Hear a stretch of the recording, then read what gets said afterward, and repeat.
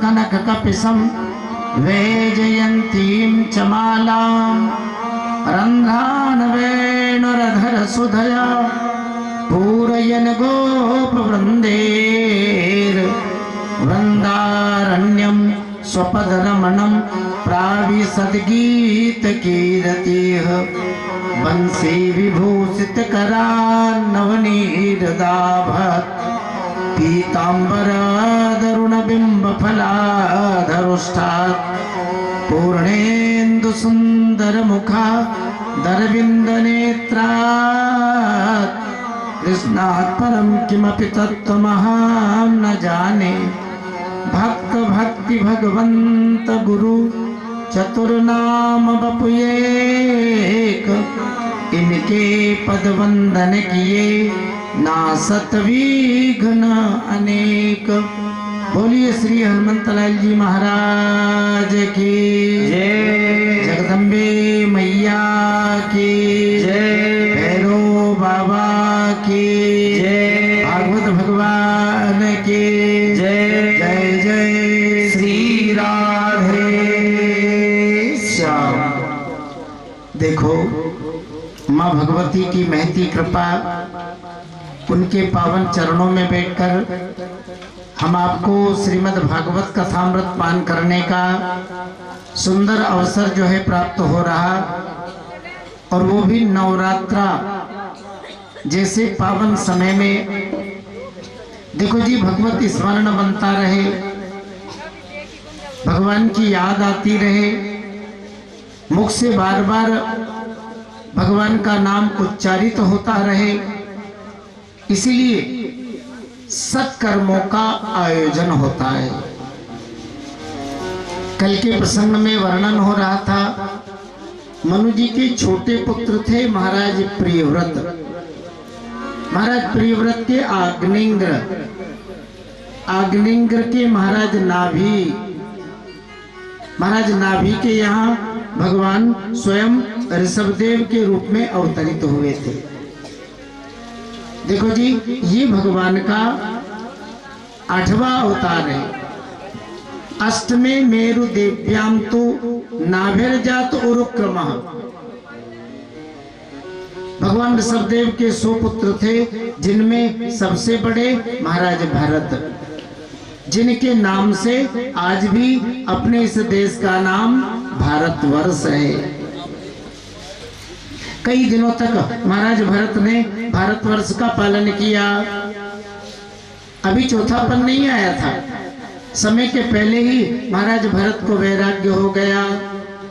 सो नेपाल क्षेत्र में गंडकी गंगा के किनारे पहुंचे, कुटिया बनाकर निवास करने लगे और साधन करने लगे।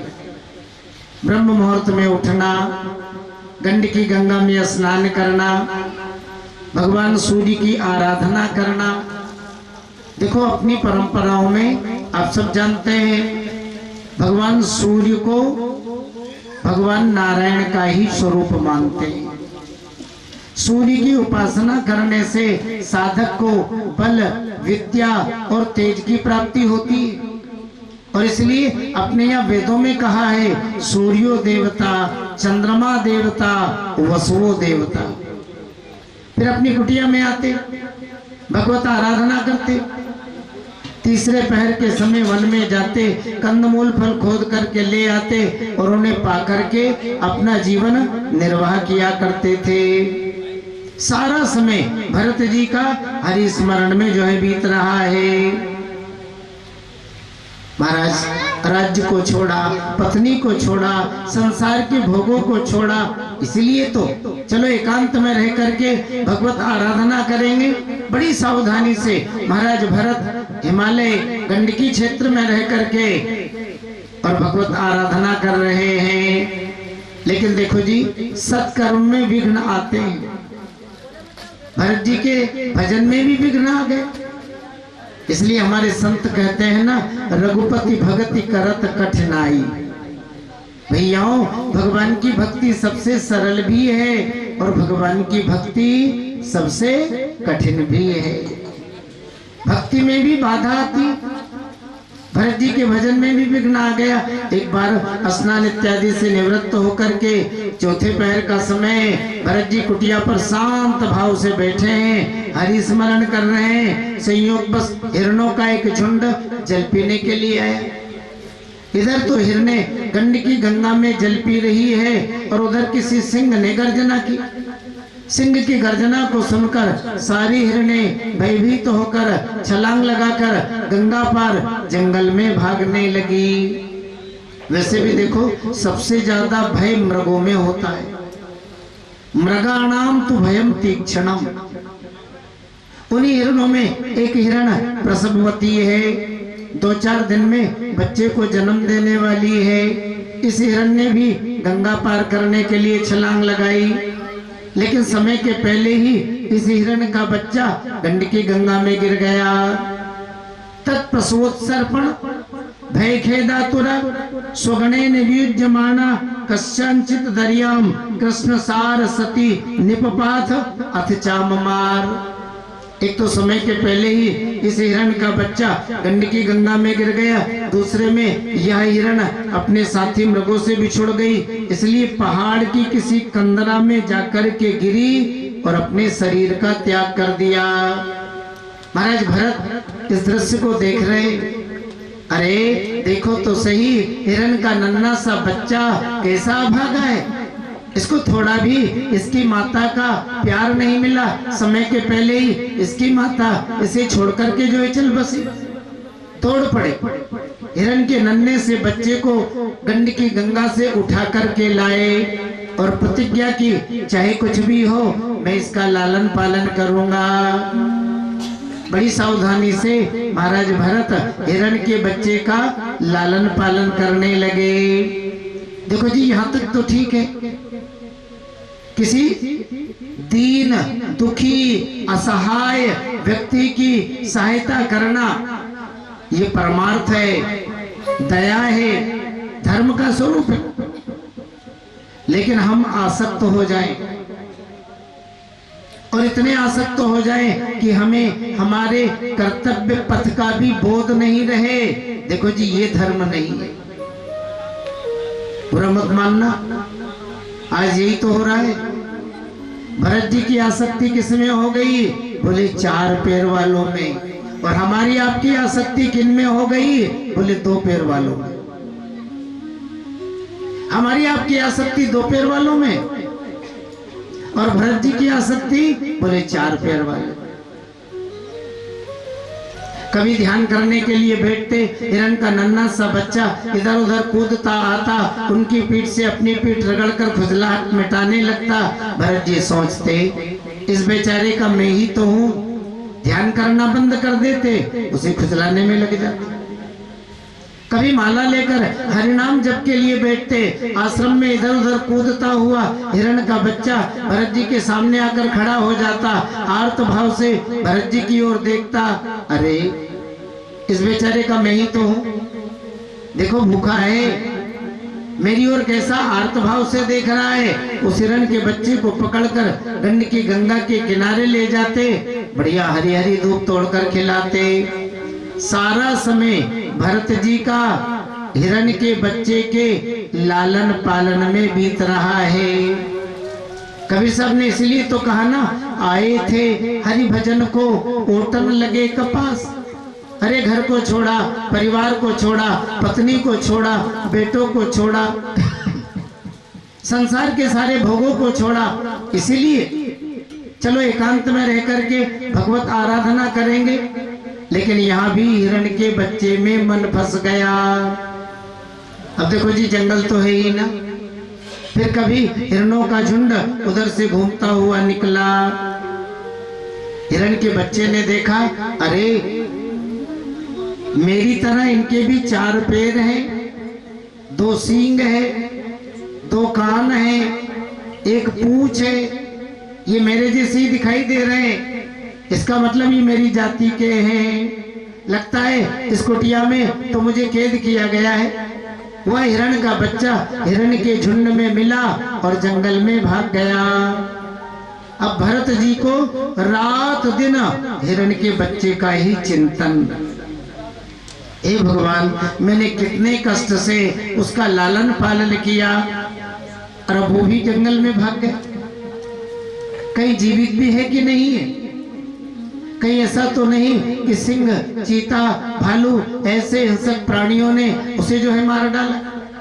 रात को नींद नहीं आती ना, तो भी कुटिया के बाहर खोजते। अब देखो अंतिम समय तो सभी का आता है।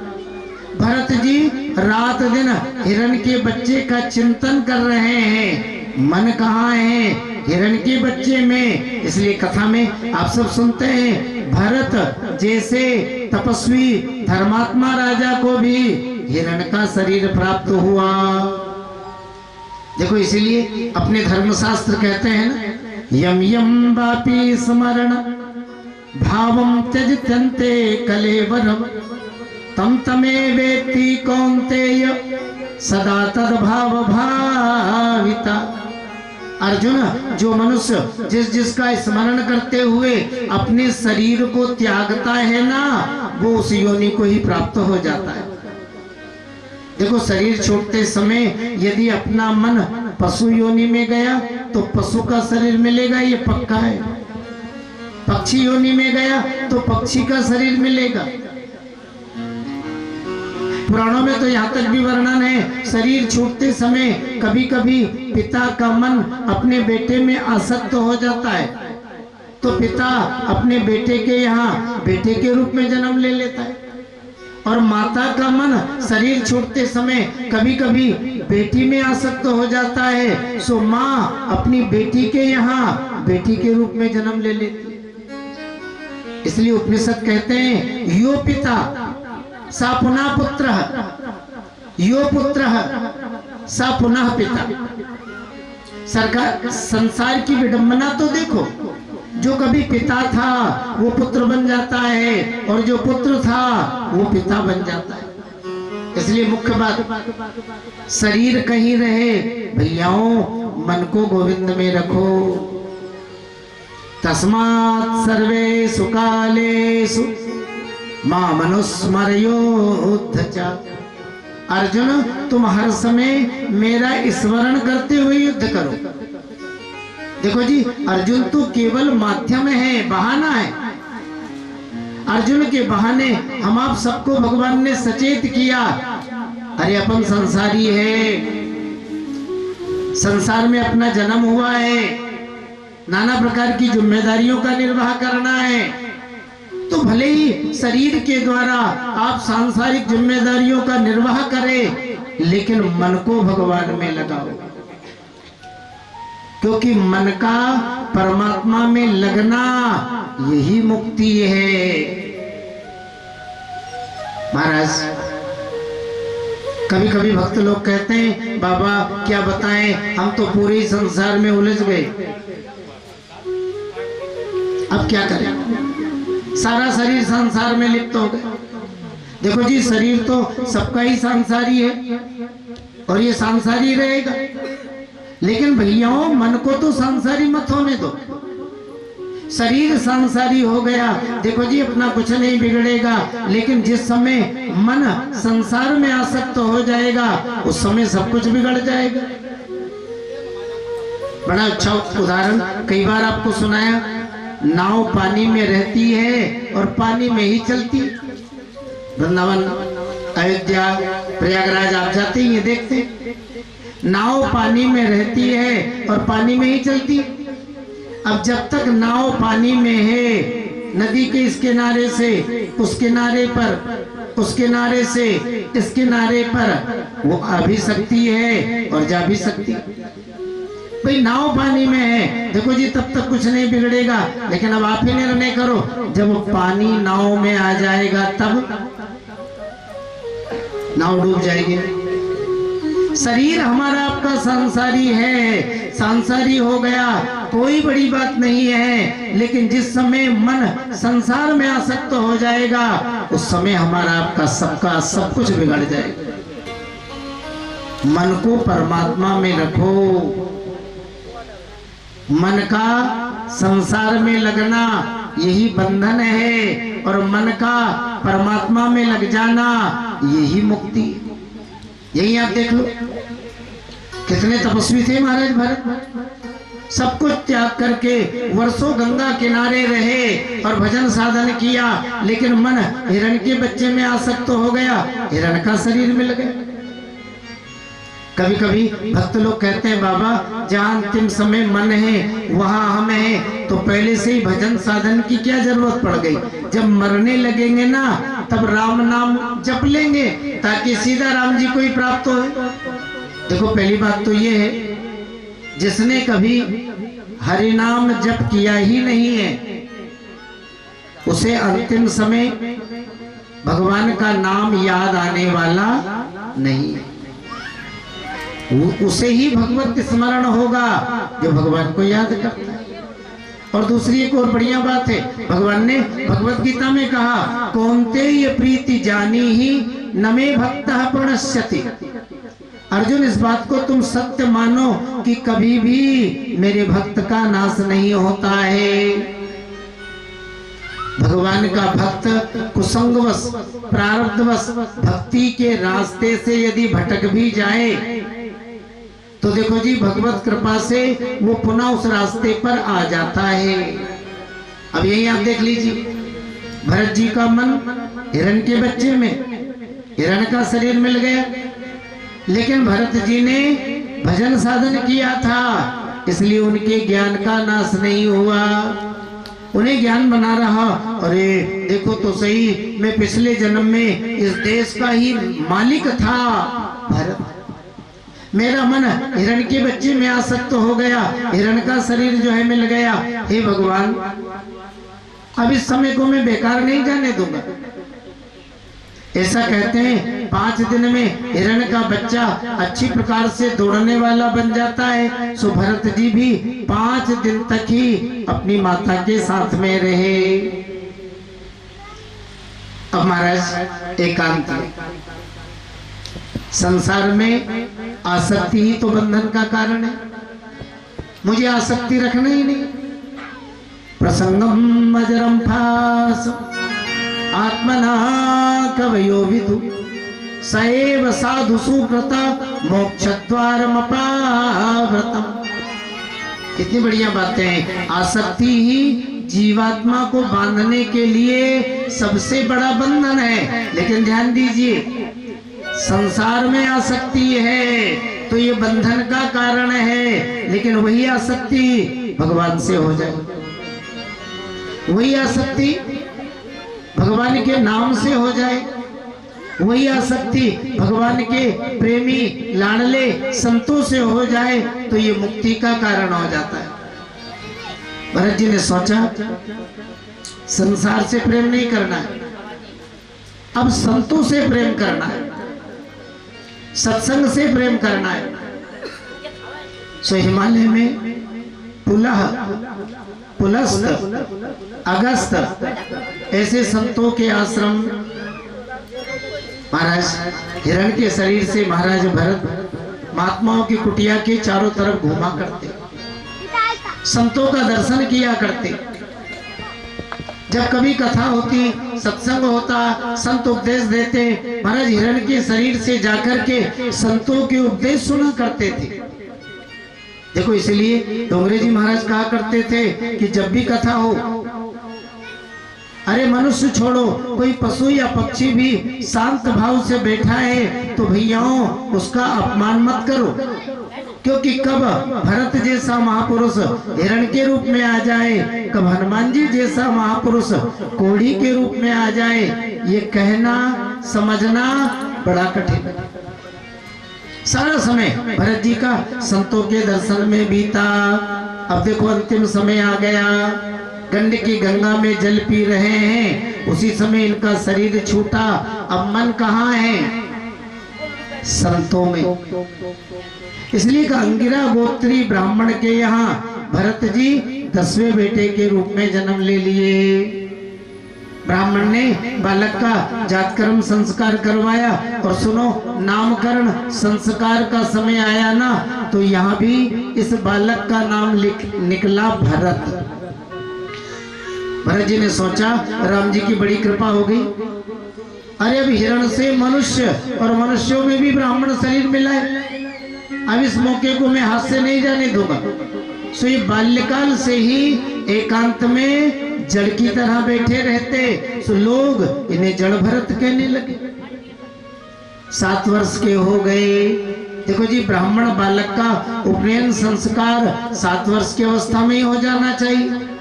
सो ब्राह्मण ने उपनयन संस्कार किया।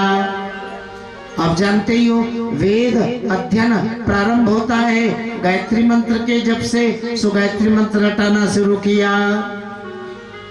भरत जी ने सोचा मुझे तो भगवान का एक नाम नारायण पहले से ही याद है, और एक नाम नारायण को रट करके ही मुक्ति को प्राप्त किया जा सकता है। सो हजारों नामों को रटने की क्या जरूरत है? प्रौढ़ भय मोहि पिता पढ़ावा, तो समझहु सुनहु गुनहु नहीं भाव, तो मन ते सकल बासुना भागी, और केवल राम चरण लय लागी। 4 महीने में 24 अक्षर वाले गायत्री मंत्र को भी भरत जी ने याद नहीं किया। अब महाराज ब्राह्मण का शरीर पूरा हो गया, ब्राह्मणी भी चल बसी भरत जी भाइयों के पास। देखो जी, भाई अच्छे मिल जाए कोई बड़ी बात नहीं है, लेकिन भौजाई अच्छी मिले तो राम जी की कृपा मानना। भरत जी की भौजाइयां जला भुना बासी कोसी बचा हुआ अन्न भरत जी को खाने के लिए देती। भरत जी सोचते मैं खाने के लिए संसार में जीवित थोड़ी हूँ, अरे शरीर को चलाने के लिए कुछ चाहिए, तो जो भी मिलता राम जी का प्रसाद समझ करके जीव लेते। भाई लोग पूछते भरत तुम्हारी भौजाइयाँ तो बढ़िया है ना? भरत जी कहते हाँ भैया मेरी भौजाइयाँ बहुत अच्छी है, मुझे बढ़िया बढ़िया स्वादिष्ट स्वादिष्ट अमृत तुल्य भोजन खाने के लिए देती है। अब बड़े हो गए, खेत की रखवाली का काम आप समझ लो, जिसे शरीर का ही ज्ञान नहीं है वो खेत की रखवाली क्या करेगा? राम जी की चिड़िया, राम जी का खेत, और चुगो चुगो चिड़िया भर भर पेट। गाय श्री गोपाल की, गायों के गोपाल। गाय फसल चढ़ जाती है ना, दाने चिड़िया जो है चुग जाती, भरत जी को डांट मिलती, लेकिन भरत जी कभी भी अपने भाइयों को उल्टा उत्तर नहीं देते। कभी गांव में घूमने के लिए निकलते। देखो जी, गांव बस्ती में सभी प्रकार के लोग होते हैं। लोग व्यंग करते, ये ब्राह्मण है, ना स्नान करता है, ना जनेऊ पहनता है, ना तिलक लगाता है, ना चोटी रखता है, ना वेद पढ़ता है, अरे ये तो जीता जागता पशु है। भरत जी निंदा करने वालों से द्वेष भी नहीं करते। हाँ, सुंदरदास जी महाराज ने इसलिए कितनी बढ़िया बात रखी, कोऊ को निंदत कोऊ को बंदत, कोऊ को देते ही आई जो भक्षण, कोऊ को आई लगावत चंदन, कोऊ को डारत धूरी तत्क्षण, कोऊ कहे यहाँ मूर्ख दिखत, कोऊ कहे यहाँ आई विचक्षण, और सुंदर काहू सुराग न रोस है, सुंदर काहू सुराग न रोस है, और ये सब जाने हूँ साधु के लक्षण। कोई कितनी भी निंदा करे जी परवाह मत करो, उसे निंदा करने दो। कोई कितनी भी प्रशंसा करे जी उसे प्रशंसा करने दो, लेकिन ना तो निंदा करने वालों से द्वेष भाव होना चाहिए और ना प्रशंसा करने वालों में आसक्ति होनी चाहिए। तुल्य निंदा स्तुतिर्मौनी, भगवत गीता में भगवान ने तुल्य निंदा स्तुतिर्मौनी, संतुष्टो येन केनचित अनिकेता स्थिरमति, भक्तिमान्य सा प्रियो नरः। जो मान और अपमान में सम है, जो निंदा और स्तुति में सम है, जो सुख में और दुख में सम है, भगवान कहते हैं ऐसा भक्त मुझे प्रिय है। देखो भरत जी इसी रीति से भगवत आराधना करते। सुखदेव जी ने वर्णन किया, परीक्षित एक बार डाकुओं के सरदार ने भद्रकाली देवी के मंदिर में मनौती की, भगवती मेरे यहाँ यदि एक बेटे का जन्म हो गया तो मैं नरबलि दूंगा। देखो जी पुराने समय में हमारे समाज में ये कुरीतियां थी। अच्छा आप ही अपनी बुद्धि से निर्णय कर लो, हम माता जी को जगदम्बा कहते हैं, वो जगत की माता है, सारा जगत मैया का बेटा है। अब चाहे पशु हो, चाहे पक्षी हो, चाहे मनुष्य हो, यदि हम माँ के सामने बलि दे रहे हैं तो बताओ मैया को प्रसन्न कर रहे हैं या नाराज कर रहे हैं? माँ के सामने उसके बेटे की बलि देना ये मैया को प्रसन्न करना नहीं है जी, बल्कि मैया को रुष्ट करना। लेकिन लोभ में सब कुछ होता है जी, कामना में बंधा हुआ जीव भक्ति के वास्तविक रहस्य को नहीं समझ पाता। अब रात्रि के समय एकांत पहाड़ों में किसी को पकड़कर लाए, बड़ा भारी पूजा विधान प्रारंभ हुआ। अब जिसे लाए पकड़कर वो जैसे तैसे बंधन से मुक्त हुआ और प्राण बचाकर भागता बना। डाकुओं के सरदार ने कहा जल्दी करो कहीं कोई अनिष्ट नहीं हो जाए, किसी को भी पकड़ कर लाओ। अब डाकू लोग जंगल में दौड़ पड़े, सो भरत जी मिल गए। हाँ बढ़िया है, आराम से बलि दी जा सकती है, सो पकड़ लाए। बढ़िया स्नान कराया, बढ़िया वस्त्र पहनाए, बढ़िया चकाचक माल खाने को। अब देखो जी ये तो परमहंस है, उच्च कोटि के परमहंस है, भागवत परमहंस है, माल आ रहा है तो चुको मत, क्या छान रहे हैं। डाकू लोग देख रहे हैं कितना निर्भीक है, मरने जा रहा है लेकिन खाने में कमी नहीं कर रहा है। अब भद्रकाली मैया के सामने बैठा दिया। भरत जी मनी मन खुश है, मैया ये शरीर जिस लिए तूने दिया था ना वो काम तो मेरा हो गया।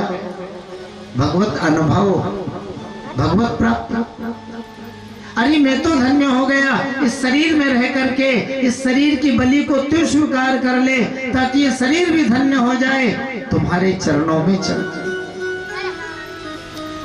एक बात ध्यान दीजिए, कभी भी हरि भक्तों की बलि कोई भी बड़े से बड़ा देवता भी स्वीकार नहीं कर सकता। अब डाकू लोग तलवार उठाई, भरत जी को मारने के लिए आगे बढ़े। भगवती दुर्गा इस भक्तापराध को सहन नहीं कर पाई। बोली जगदम्बे मैया की जय हो। मौके से प्रकट हुई, सारे डाकुओं का सफाया कर दिया। भरत जी के सिर पर अपना कृपा में वरद हस्त रखा और पुनः मूर्ति में प्रतिष्ठित हो गई। भरत जी ने सोचा, अरे अभी तो मैया की इच्छा है कि मैं संसार में और रहूं, अब मैया तू चाहेगी तब तक तो मुझे रहना ही पड़ेगा ना। माँ को प्रणाम करके शांत भाव से भरत जी विचरण करने लगे। सुखदेव जी ने आगे वर्णन किया, एक बार सिंधु सोवीर देश का राजा रहुगण तत्व ज्ञान सीखने के लिए भगवान कपिल के आश्रम पर गंगा सागर तीर्थ में जा रहा है। अब रास्ते में पालकी ढोने के लिए कहार की जरूरत पड़ी। कहारों का मुखिया आदमी की खोज कर रहा है, अब कौन मिलेगा। एकांत में बैठे हुए मोटे ताजे भरत जी मिल गए, बढ़िया है, आराम से वजन उठा सकता है। सो पकड़ कर ले गया और राजा रहुगण की पालकी ढोने में लगा दिया। वैसे देखो, भरत जी चाहते तो विरोध कर सकते थे, अरे भाई मैं ब्राह्मण हूं, ब्राह्मण होकर के क्षत्रिय की पालकी को उठाऊंगा, लेकिन भरत जी ने कोई विरोध नहीं किया। वह स्वीकार समानुभाव। एक बात ध्यान दो, जाति, वर्ण और लिंग ये शरीर के होते हैं। जाति, वर्ण और लिंग ये शरीर के होते हैं। आत्मा की ना तो कोई जाति है, ना कोई वर्ण है और ना कोई लिंग है। उपनिषदों में कितनी बढ़िया बात है, ने विस्त्री ने उपमाने स न चेवायम नपुंसकः यम यम शरीरमाधत्ते तेन तेन संयोज्यते। यह आत्मा न तो स्त्री है, न पुरुष है, न नपुंसक है। अरे ये जिस जिस शरीर को धारण कर लेती है उसी उस शरीर में दिखाई देने लग जाती है। सो भरत जी पालकी ढोने में लग गए। अब कीड़े मकोड़े दिखते, उन्हें बचाने के लिए थोड़ा कूदते, ऊपर नीचे होते, बार बार पालकी ऊपर नीचे होने लगी। रहुगण ने कहा, हे ओढ़ारा साध्वितिक्रमक किमिति विषम मुह्यते या नमिति। अरे कहारो, थोड़ा ठीक से चलो, ये पालकी बार बार ऊपर नीचे क्यों हो रही है। अब सारे कहार डर गए, हुजूर हम तो ठीक से ही चल रहे हैं, ये जो नया नया कहार पालकी में लगा है ना, ये बीच बीच में कूदता है, जिसके कारण पालकी ऊपर नीचे हो रही। रहुगण ने व्यंग किया, अरे भैया लगता है इतना लंबा रास्ता तू ही चल करके आ रहा है, तुम्हारा शरीर भी बड़ा कमजोर है, लगता है तुम्हारे शरीर में आदि व्याधियां हो रही है, लगता है तुझे कई दिनों से भोजन नहीं मिला। अरे थोड़ा ठीक से चल, जिससे पालकी ऊपर नीचे नहीं हो। भरत जी ने व्यंग को भी सुन लिया। अब थोड़ा चले, कीड़े मकोड़े ज्यादा थे, उनको बचाने के लिए भरत जी जोर से कूदे। रहुगण के सिर में पालकी की चोट लगी, अब तो आग बबूला हो गया। वेद को उठाया, मारने के लिए तैयार। तो मुझे जानता नहीं है, मैं इस देश का मालिक हूँ, तुम्हारा राजा हूँ, अभी तुम्हारी चिकित्सा करता हूँ जिस प्रकार यमराज सभी प्राणियों की चिकित्सा करता है। भरत जी ने सोचा ये क्या मारेगा, लेकिन अगर मैं नहीं बोलूंगा तो सत्संग की महिमा नष्ट हो जाएगी, मुझे बोलना चाहिए। भरत जी ने कहा, रहुगण चलने के लिए रास्ता है तो चलने वाले शरीर के लिए है, आत्मा के लिए नहीं। भूख प्यास जन्म मरण आदि व्याधि ये जो होते हैं ना, सब शरीर में होते हैं, आत्मा में नहीं। तुम अपने को राजा मान रहे हो, अरे तुम शरीर के मालिक हो सकते हो, आत्मा के नहीं। तुम दंड देने वाली बात कर रहे हो तो तुम शरीर को दंड दे सकते हो, आत्मा को नहीं। क्या तुम पिसे हुए आटे से गेहूं बना सकते हो? क्या तुम किसी मरे हुए प्राणी को जिला सकते हो? ज्ञान सीखने के लिए जा रहे हो, ज्ञान सीखने का थोड़ा लक्षण तक तुमने नहीं। अब अपने ही शब्दों की ऐसी व्याख्या सुनकर रहुगण समझ गया ये कोई महापुरुष है। भगवान आपको सनकादिक ऋषि है, देवर्षि नारद जी हैं, यह भगवान कपिल। और हाँ, अभी अभी आपने जो कहा कि मैं शरीर नहीं आत्मा हूं और आत्मा पर पड़ने वाला प्रभाव शरीर पर नहीं पड़ता है, इसका स्पष्टीकरण करिए। भरत जी ने कहा, रहुगण बातें तो आप ज्ञानियों की तरह कर लेते, तत्त्वमसि ब्रह्मास्मि सर्वं खलु इदं ब्रह्म। अरे इन वेद वाक्यों को रट लेने से कोई ज्ञानी नहीं हो जाता है। ज्ञानियों का सिद्धांत है जगत मिथ्यम ब्रह्म सत्यम। संसार झूठा है, जब संसार झूठा है तो संसार का व्यवहार भी झूठा ही हुआ ना। और अभी अभी जो मैंने कहा शरीर पर पड़ने वाला प्रभाव आत्मा पर नहीं पड़ता है, वो ठीक है। जैसे किसी बर्तन में अपन चावल भर करके चूल्हे पर रखें, चूल्हे में आग जलेगी, चावल पक जाएंगे क्योंकि चावल विकारी है। लेकिन अगर उसी बर्तन में कोई ऐसी वस्तु रख दे जिसमें विकारी उत्पन्न नहीं होता है, तो कितनी आग जलाओ बर्तन ही फट जाएगा, जल जाएगा, लेकिन उस पर कोई प्रभाव नहीं पड़ेगा क्योंकि वो अविकारी है। तो शरीर पर पड़ने वाला प्रभाव आत्मा पर इसलिए नहीं पड़ता है क्योंकि आत्मा अविकारी है। बर्तन के अंदर रखे हुए चावल इसलिए पक जाते हैं क्योंकि चावल विकारी है। सुख दुख जन्म मरण इत्यादि का कारण मन है। मैं भी तुम्हारी तरह कभी इस देश का राजा था भरत, मेरा मन हिरण के बच्चे में आसक्त रहा, हिरण का शरीर मिला, लेकिन अब भगवत कृपा से मुझे मानव शरीर जो है मिला। रहुगण, ज्ञान को पाना है तो अभिमान को त्यागो। तद्विद्धि प्रणिपातेन परिप्रश्नेन सेवया उपदेक्षन्ति ते ज्ञानम ज्ञानिनस् तत्वदर्शिना। अभिमान को त्याग। जब हम महापुरुषों की शरण में जाएंगे और महापुरुष प्रसन्न होंगे तभी हमें ज्ञान की प्राप्ति होगी। देखो भरत जी ने यहाँ भवाटवी, मुख्य बात समझ लो, भव माने संसार और अटवी कहते हैं जंगल को। जैसे पुराने समय में व्यापारी लोग एक देश से दूसरे देश व्यापार करने के लिए जाए और रास्ते में भटक जाए, बस वही स्थिति है। अपन भी इस संसार रूपी जंगल में व्यापार करने के लिए आए हैं। आए तो अपन व्यापारी बनकर थे, लेकिन यही के वासी बन करके रह गए। अब जंगल में सुख भी है और दुख भी, शहद भी है, बढ़िया फल भी है, कभी कभी बढ़िया ठंडा जल भी है, वृक्षों की सघन छाया भी है, सुख भी है और दुख भी है। सिंह, चीता, भालू, सर्प, बिच्छू, कांटे, कंकर, बस वही संसार। अपन पाप और पुण्य रूपी व्यापार के लिए आए तो व्यापारी बनकर थे, लेकिन यही के वासी बन गए। समुद्र से अलग हुई जल की बूंद जब तक समुद्र को प्राप्त नहीं कर लेगी तब तक उसका ठहराव नहीं होगा, भटकना नहीं रुकेगा। उसी तरह परमात्मा से अलग हुआ जीवात्मा जब तक परमात्मा को प्राप्त नहीं कर लेगा तब तक इसका भी जन्म और मरण का अंत होने वाला नहीं है। आज कृपा करके भरत जी ने रहुगण को आत्मज्ञान का उपदेश किया, जिसे आत्मसात करके रहुगण मुक्ति को प्राप्त हुए। भरत जी भी हरि स्मरण करते हुए पृथ्वी पर विचरण करते रहे और अंत में भगवत धाम वैकुंठ को प्राप्त हुए। बोले कृष्ण चंद्र भगवान की जय हो। मूरख बंदे जागी में तेरा, ओ मूरख बंदे क्या है जागे में तेरा।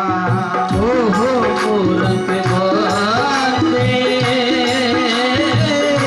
क्या है जागे में तेरा। ये तो सब झूठा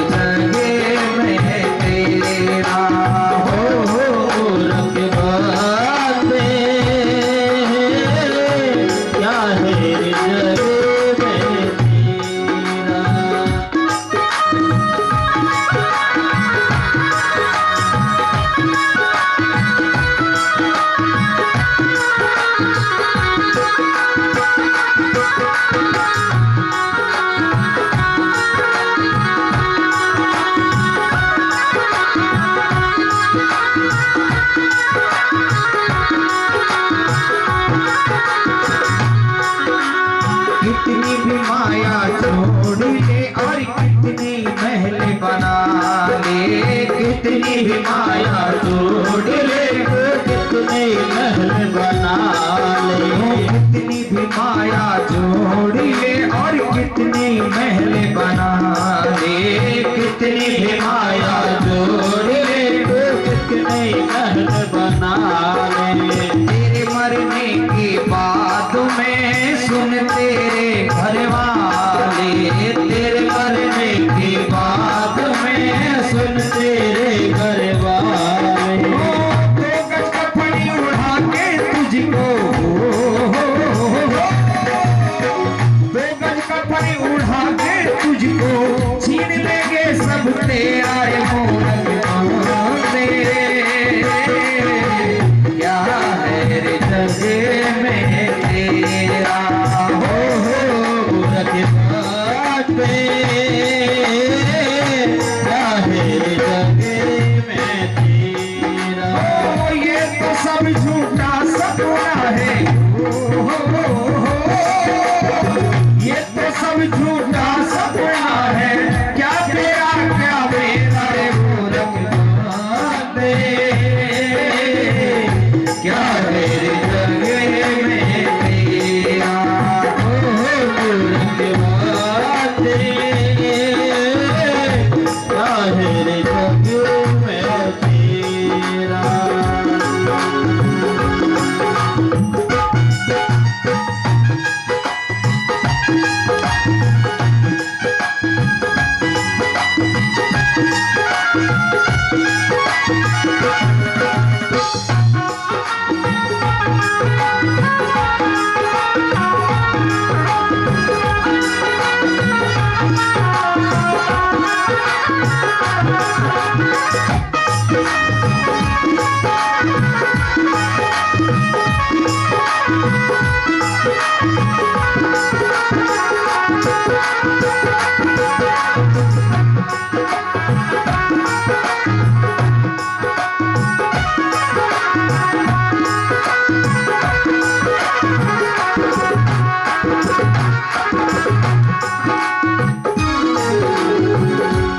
बंगला कार देख कर क्यों इतना इतराता है, कोठी बंगला कार देख कर क्यों इतना इतराता है।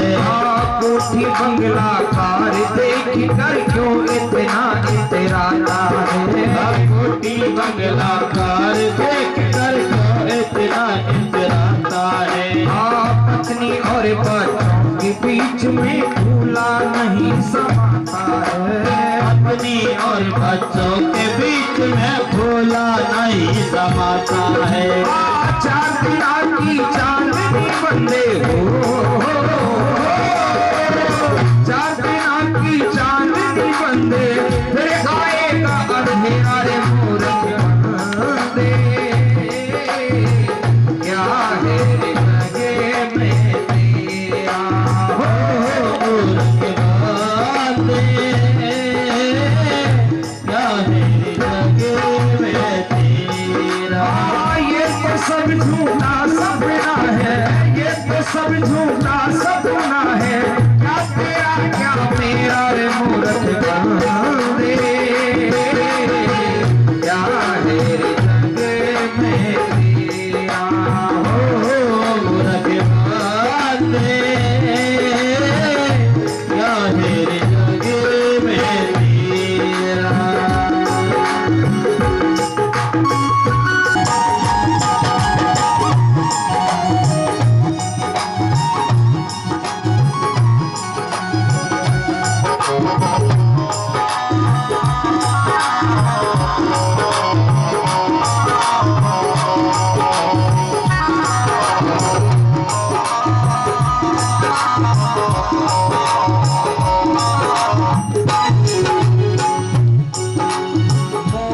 अपनी मुक्ति का तू जल्दी कर ले उपाय, मूर्ख अपनी मुक्ति का तू जल्दी कर ले उपाय, मूर्ख अपनी मुक्ति का तू जल्दी कर ले उपाय, मूर्ख अपनी मुक्ति का तू जल्दी कर ले उपाय। इस दिन किसी घड़ी में तेरी बाह पकड़ के जा, घड़ी में तेरी बाह पकड़ ली जाए। तेरे साथ हो घूम रहा है हो, तेरे साथ हो घूम रहा है मन कर काल लुटेरा रे मूरख बंदे। क्या है रे जग में तेरा ओ मूरख बंदे, क्या है रे जग में तेरा। ये तो सब झूठा सपना है, ये तो सब झूठा सपना है, क्या तेरा क्या मेरा रे मूरख बंदे। क्या है रे जग में तेरा मूरख बंदे, क्या है रे जग में तेरा।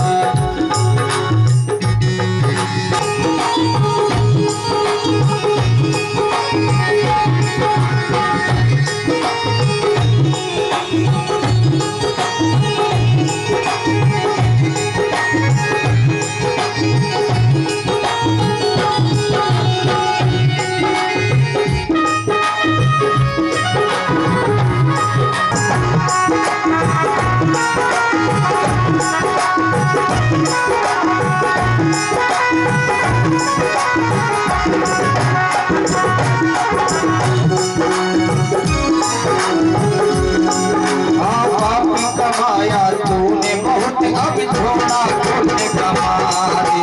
पाप कमाया तूने बहुत, अब थोड़ा कुछ कमा ले। पाप कमाया तूने बहुत, अब थोड़ा पुण्य कमा ले। पाप कमाया तूने बहुत, अब थोड़ा पुण्य कमा ले। बीता जाए समय अनमोला राम नाम गुण गाने। बीता जाए समय अनमोला राम नाम गुण गा ले।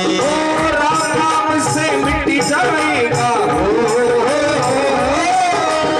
राम नाम से मिट जाएगा जन्म मरण का फेरा रे मूरख बंदे।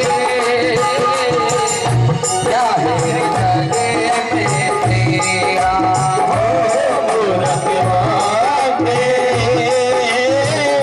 क्या है रे जग में तेरा। ये तो सब झूठा सपना है, ये तो सब झूठा सपना है, क्या तेरा क्या मेरा।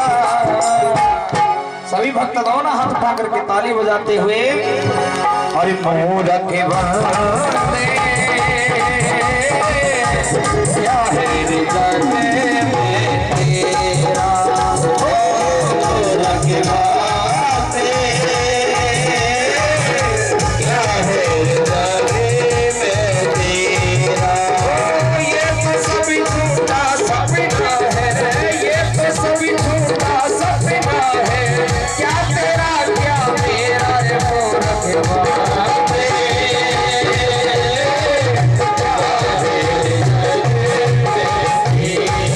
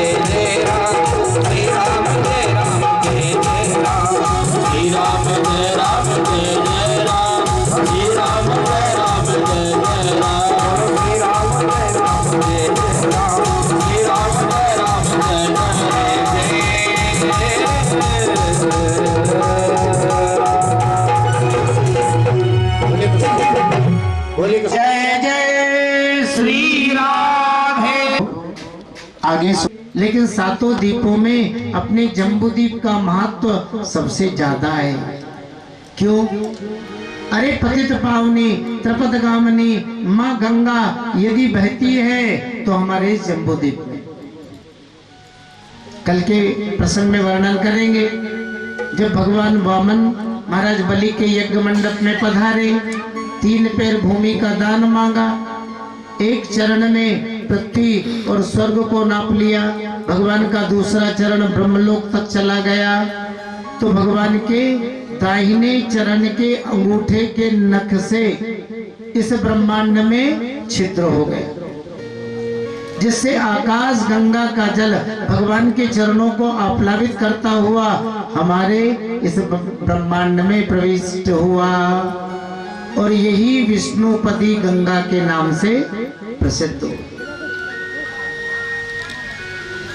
सबसे पहले ध्रुव जी ने अपने कुल देवता का चरणामृत समझकर इसे मस्तक पर धारण किया, फिर सप्तऋषि मंडल को आप्लावित करता हुआ ब्रह्मलोक में, और ब्रह्मलोक से सुमेरु पर्वत पर, सुमेरु पर्वत से 4 धाराओं में विभक्त होकर के चारों दिशाओं में बहने लगा। सीता अलकनंदा चक्षुर भद्रेति।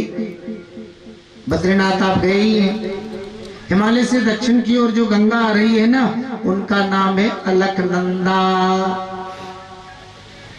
महाराज गंगा की बड़ी महिमा है, और कलयुग में तो विशेष। सुखदेव जी ने यहाँ तक वर्णन किया, यस्याम स्नानार्थम चागच्छतः पुंसः पदे पदे अश्वमेध राजसूयादि नाम फलम न दुर्लभमिति। गंगा स्नान करने के लिए मनुष्य जब चलता है तो एक एक पैर आगे रखने से अश्वमेध यज्ञ राजसूय यज्ञ करने के बराबर पुण्य मिलता है। तो देखो जी, हमारे जम्बूद्वीप में हिमालय के चारों ओर माँ गंगा बह रही है, इसलिए सातों द्वीपों में अपना जम्बूद्वीप सबसे श्रेष्ठ है। जम्बूद्वीप के 9 खंड है, इलावर्त, भद्रश्रवावर्ष, हरिवर्ष, केतुमाल, रम्यक, हिरणमय, उत्तर कुरु, किमपुरुष वर्ष और भारतवर्ष। किमपुरुष वर्ष में श्री हनुमंतलाल जी का निवास है। किमपुरुष वर्ष में निवास करते हुए श्री हनुमंतलाल जी अरिष्ट सेन नामक गंधर्व मुनि के द्वारा प्रतिदिन राम कथा सुनते हैं, और अपने आराध्य भगवान श्री सीताराम जी की आराधना करते हैं, और स्तुति भी कितनी बढ़िया करते हैं। मर्त्यावतारस तु ही मर्त शिक्षण रक्षो वधाये वन केवलम विभु कुतो अन्यथा स्याद रमता स्वात्मना सीता कृतानि व्यसनानि ईश्वरस्य। हे राम जी, आप मनुष्य के रूप में जो अवतरित हुए वो रावण, कुंभकर्ण है ना इत्यादि दैत्यों को मारने के लिए नहीं, बल्कि मर्त शिक्षण, मानव मात्र को शिक्षा देने के। देखो जी, रामचरित्र हमारे समाज को जोड़ता है। राम जी ने विखंडित समाज को अखंडित करने का प्रयास किया है। भूभार हरण को चले राम, सिंहासन तजबन गमन किया, जीवन बन गया स्वावलंबी, कैसा समुचित संगठन किया, ऋषि मुनियों के साथ कोल भीलों को गले लगाए थे, फिर जामवंत हनुमान आदि बनचारी मित्र बनाए थे। ये राम का आदर्श। राजा थे लेकिन मित्र किने बनाया, परिवारी जन किने माना, दीनहीनों को। इसलिए हमारे संत कहते हैं, बंधु सीताराम पद जिन्हीं परम प्रिय खिन्न। आपको पता है राम जी को परम प्रिय कौन है? बोले खिन्न, जो दुखी है ना, जो अभाव में जी रहे हैं, जो निराश्रित है, ऐसे मनुष्य भगवान को परम प्रिय है, इसलिए कोलभीलों को भगवान ने गले लगाया है ना। सबरी मैया के आश्रम पर जो है बेर जो है खाए, बानर भालुओं की फौज बनाई और उन्हें बराबरी पर बैठाया, अपनी सेवा का सौभाग्य जो है उन्हें प्रदान किया। किम पुरुषों हनुमंत लाल जी का निवास। अब देखो जी, जम्बूद्वीप के जिस खंड में हम रह रहे हैं इसका नाम है भारतवर्ष। सातों द्वीपों में जम्बूद्वीप सबसे श्रेष्ठ है, तो जम्बूद्वीप के 9 खंडों में अपना भारतवर्ष सबसे श्रेष्ठ। भारत में जन्मने वाले मनुष्यों की प्रशंसा तो देखो जी देवता भी करते। अहो अमीसाम किम कार्य शोभन, प्रसन्न है शाम सुईदुत स्वयं हरि, ये जन्म लब्धम भारताजिरे, मुकुंद सेवो पहिकम स्प्रहाहीना। अरे देखो तो सही, इस भारत भूमि पर जन्म लेने वाले मनुष्यों ने ऐसा कौन सा पुण्य किया है, कौन सी तपस्या तपी है, या कौन सा अच्छा सत्कर्म इनसे बन गया जो इन्हें पवित्र भारत भूमि पर जन्म मिला। यहाँ जन्म लेकर के ये व्रत उपवास कर रहे हैं, बड़े बड़े यज्ञ अनुष्ठान कर रहे हैं, बड़े बड़े भोज भंडारे कर रहे हैं, तीर्थ यात्रा कर रहे हैं, दीन दुखियों की गरीबों की सेवा कर रहे हैं और नारायण की भक्ति कर रहे हैं। भैया हमारा जो देश है ना वो ईश्वर प्रधान देश रहा है, अध्यात्म प्रधान देश हमारा रहा है। भारत की भूमि जो है ना, आपको पता है ये संतों की भूमि है। गौतम, कणाद, जेमनी, भगवान परशुराम, महर्षि कपिल, भगवान दत्तात्रेय, ऐसे उच्च कोटि के संतों का ही जो है हमारा देश। भारत की भूमि साधारण भूमि नहीं है जी, ये राम और कृष्ण की भूमि है। अगर आज भी हम संसार पर विचार करें ना, तो भौतिकता का प्रचार भले ही विश्व के किन्हीं देशों से हुआ हो जिन्होंने बड़े बड़े आविष्कार किए, हाँ, विनाश के, जीने के, हाँ, मरने के, लेकिन अध्यात्म का प्रचार संसार के कोने कोने तक फैला है तो इस भारत भूमि से फैला। हमारे पूर्वज गरीब जरूर रहे, लेकिन हमारे पूर्वज नास्तिक नहीं रहे जी।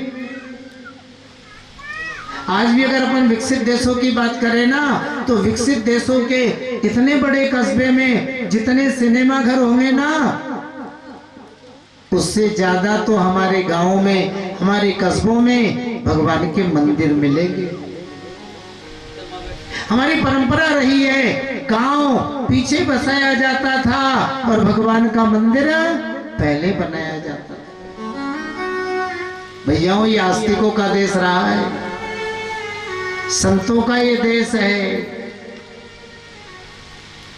देखो देवता तो यहां तक कहते हैं, न यत्र वैकुंठ कथा सुधापग, न साधवो भागवतास्तदाश्रया, न यत्र यज्ञे समखा महोत्सवः, सुरेश लोकोपि नवेश सेव्यता।